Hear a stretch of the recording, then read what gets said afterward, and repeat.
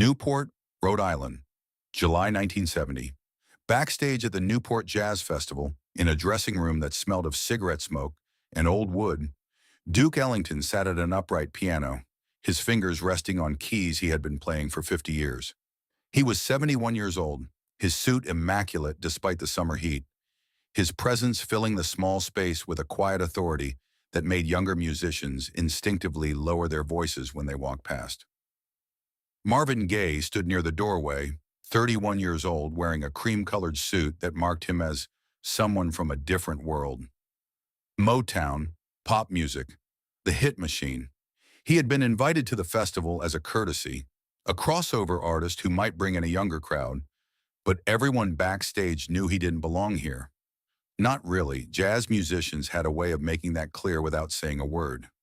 Duke had been watching Marvin for the past 10 minutes, his eyes tracking the younger man's nervous movements, the way he nodded politely at conversations he wasn't part of, the way he kept his hands in his pockets as if afraid to touch anything in this space that wasn't his. Finally, Duke spoke. "Young man, come here." Marvin turned, surprised to be addressed directly. He walked over slowly, aware that every musician in the room had stopped talking to watch. Duke didn't look up from the piano. "They tell me you're quite talented. Motown's golden boy, sold millions of records." "Yes, sir, Mr. Ellington. I've been very fortunate." "Fortune has nothing to do with it." Duke played a chord, rich and complex, letting it hang in the air. "Motown makes hits. Very efficient, very profitable. But tell me something, Marvin. Do you understand harmony?" "I think so, sir." "You think so?" Duke smiled, but there was no warmth in it. "Motown production, it's all very clean, isn't it? Every note in its place. Perfect timing. Like a factory, which I suppose is the point. Berry Gordy built a factory, and you're one of the products." The room had gone completely silent. Someone coughed. No one moved. Marvin felt heat rising in his chest, but he kept his voice steady. "I respect what you're saying, Mr. Ellington, but I grew up listening to you. I know your music." "Listening is one thing." Duke played another chord, more dissonant this time. "Playing is another. Understanding is something else entirely." He stood up from the piano bench, his movements slow but deliberate. "Sit down." Marvin hesitated. "Sir, I don't think—" "Sit down, Marvin." Marvin sat. The piano bench was still warm. He could feel everyone's eyes on his back. Duke leaned against the piano, looking down at him. "I'm going to play you a progression. It's from a piece I wrote in 1933. Sophisticated Lady. You may have heard it." "I have, sir." "Good. I'm going to play it once. Just the chords, no melody. Then you're going to play it back to me. But here's the test, Marvin. You're not going to copy me.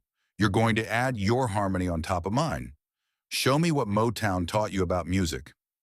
Someone in the room laughed quietly. It wasn't a kind sound. Duke sat back down at the piano and played. His fingers moved across the keys with a precision that made the progression sound effortless. But Marvin could hear the complexity underneath. Diminished sevenths, augmented fifths, substitutions that shouldn't work but did. The progression lasted maybe 20 seconds, but it contained more harmonic information than most Motown songs used in 3 minutes. When Duke finished, he stood up again and gestured to the bench. "Your turn." Marvin looked at the keys. His hands were shaking slightly. He had been playing piano since he was a child, had arranged some of his own records, but this was different. This wasn't about playing the right notes. This was about proving he belonged in a room with people who had been masters of their craft before he was born.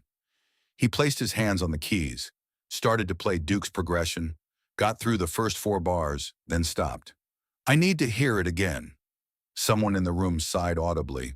Duke said nothing, just played the progression again, exactly the same way, with that same effortless precision that made it look easy when it wasn't. Marvin listened. This time he wasn't trying to memorize the notes. He was trying to hear what was beneath them, the spaces between the chords, the way Duke let certain notes ring while dampening others, the architecture of it. Duke finished. "Well?" Marvin put his hands back on the keys, started playing. This time he made it through the entire progression, his muscle memory catching the shapes even though his mind was still processing what they meant. And then, without planning it, Without thinking it through, he started adding. His right hand found a counter melody, something that floated above Duke's progression without fighting it. His left hand added bass notes that Duke hadn't played, filling in harmonic gaps in a way that felt intuitive rather than calculated. And then, in the final 4 bars, he did something that surprised even himself. He started singing. No words, just his voice, that smooth Motown baritone that had sold all those records, but he was using it differently now. Using it as another instrument, another layer of harmony, weaving between the chords in a way that was part jazz, part gospel, part something that didn't have a name yet. The room was completely silent. Marvin played the final chord and let it ring. Then he took his hands off the keys and sat very still, not looking at anyone, not sure if what he had just done was right or wrong, or somewhere in between. Duke Ellington didn't say anything for a long time.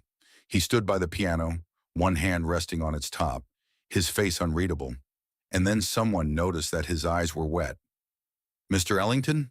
one of the musicians said quietly. Duke wiped his face with the back of his hand, a gesture that seemed almost angry, as if he was frustrated with himself for the emotion.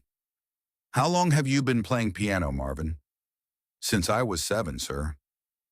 "And where did you study?" "I didn't. My father had a piano. I taught myself." Duke nodded slowly. He walked over to where Marvin was still sitting and put a hand on his shoulder. When he spoke, his voice was softer than before, almost gentle. "I've been playing piano for 67 years. I've played with the greatest musicians America has produced. I've written over 2,000 compositions. I thought I understood what this instrument could do." He paused. "What you just did, that counter melody in the bridge, those bass substitutions, that wasn't Motown. That wasn't anything I've heard before." "I'm sorry, sir. I probably shouldn't have." "Stop apologizing." Duke's hand tightened on his shoulder. "You just showed me something I didn't know was possible. At my age, Marvin, that's a gift. That's a rare, precious gift." The other musicians in the room had started to move, to breathe again. One of Duke's bandmates, a saxophonist who had been watching from the corner, spoke up. "Duke, you want him to play something else?" "No." Duke kept his eyes on Marvin. "I want him to listen to me very carefully.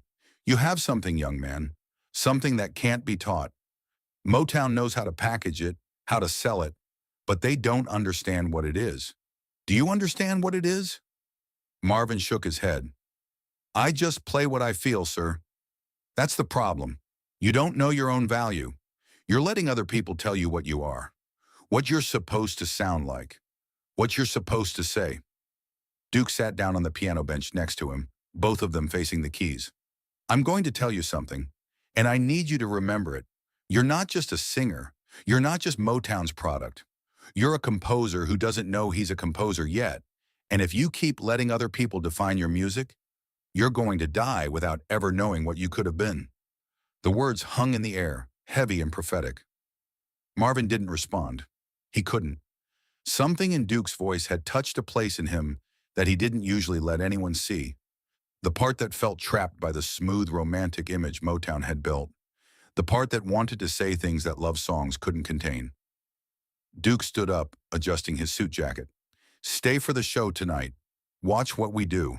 Not to learn our style, just to see what it looks like when musicians stop asking permission."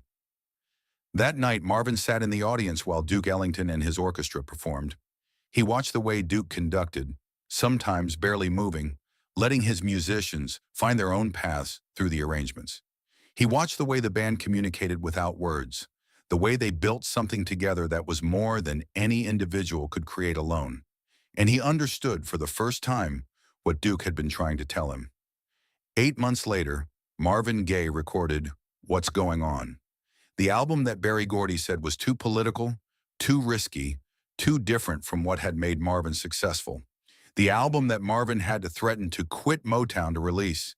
The album that used complex jazz harmonies underneath soul vocals, that addressed war and poverty and spiritual crisis, that sounded like nothing else on the radio.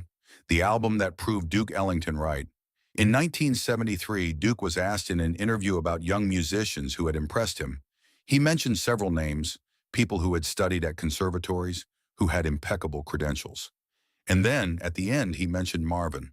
That boy, Duke said, has something special. I didn't understand it at first. I thought he was just another pop singer. But then I heard him play piano and I realized he's not trying to be like anyone else. He's trying to figure out what's already inside him. That's the hardest work a musician can do. And he's doing it in public, where everyone can watch him fail or succeed. That takes courage I'm not sure I had at his age.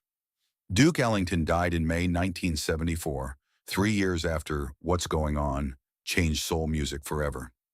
Marvin attended the funeral, standing in the back, not drawing attention to himself. When someone asked him later why he had come, he said something quiet that most people didn't hear. He saw me before I saw myself. That's what masters do. They show you what you're too afraid to look at. The encounter in that backstage dressing room lasted maybe 15 minutes. But for Marvin, it was the moment everything changed. The moment he stopped asking permission.